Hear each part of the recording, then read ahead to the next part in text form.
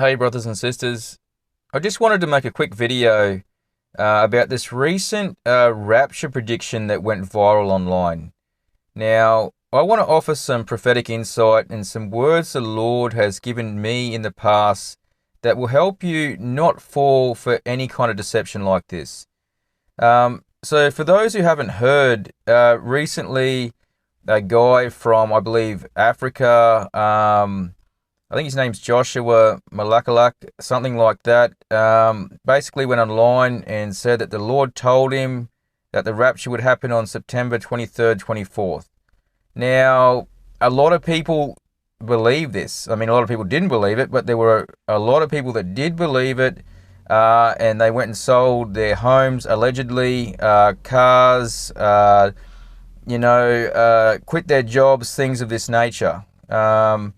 So obviously they did believe it, and they were deceived by it, and they I don't know why they sold anything, but I think one lady there said that she was giving things to the heathen. But anyway, I want to offer some words that the Lord has said to me in the past, and that will help you not fall for this kind of thing.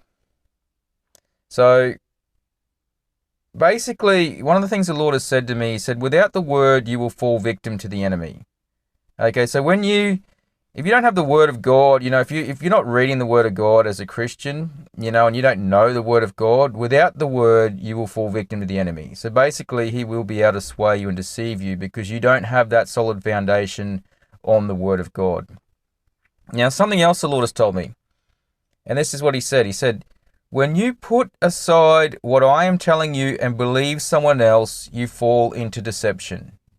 Okay, so in the case of this rapture prediction, the Bible's very clear. It says, but of that day and hour no one knows, not even the angels of heaven, but my Father only. So the Bible's very clear that, the second coming of Christ, no man will know the hour or the day. And then you've got a guy saying that the Lord came and told him that it's going to be September 23rd or 24th. So right there, if you know the word of God and you believe the word of God, you would know that this guy is a false prophet. Or you should know that. So something else the Lord said, he said to me, take me at my word. Okay, so his word says that no man will know the day or the hour, so that's his word. So take him at his word, believe his word. Now, I'm going to read something else the Lord told me. This is to do with a completely different situation, but nevertheless, it was a testimony. And some of these testimonies you'll hear, they sound really convincing. They sound, someone's had a vision, or, that allegedly the Lord spoke to them, and it sounds legitimate, but, it's against the word in some kind of way, but sometimes it's only very subtle.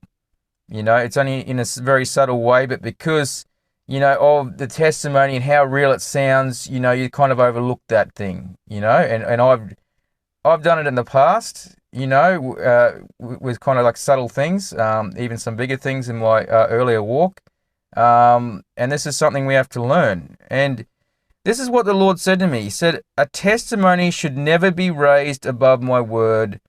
That is foolishness. Okay, so to raise a testimony above his word is foolishness. Okay, so basically all this comes down to, everything I'm telling you right now, is got to do with believing, knowing, and standing on the word of God. Because without the word, you will fall victim to the enemy. So we need a solid foundation in the word of God. We need to believe the word of God. We need to choose to believe the word of God. We have to know that the whole Bible is the word of God. It's all God-breathed. We're not to forsake it or parts of it. And we are to stand on his word. Now, if we stand on his word, he says that, if you're a doer of the word, like a man who built his house on the rock, okay? And the wind came, the storms came, beat on that house, but that house did not fall. Okay, so know the word of God and be a doer of the word of God, and you will stand. You won't fall into deception. But if you ignore the word of God, okay, if you ignore the word of God, you will fall into deception, which is exactly what's happened with these people that believe this false rapture prediction. They believed what this guy said. They believed his testimony, even though it was against the word of God. And as a result, they fell in deception. Some of them made really bad choices. They gave away their life savings, or they sold their home, or they sold their car, or they gave it away, and now they're left with nothing, and as a result, they might even fall away. I'm not convinced that they probably really knew the Lord in the first place if they were deceived by this. But they may, fall away now and not pursue trying to find the Lord as a result of this deception. So, what can I say? The enemy's looking to deceive people. Don't be deceived by him. Stand on the solid word of God. And that's really all I have to say. And I hope this message blesses you and helps you with your walk. Okay, God bless.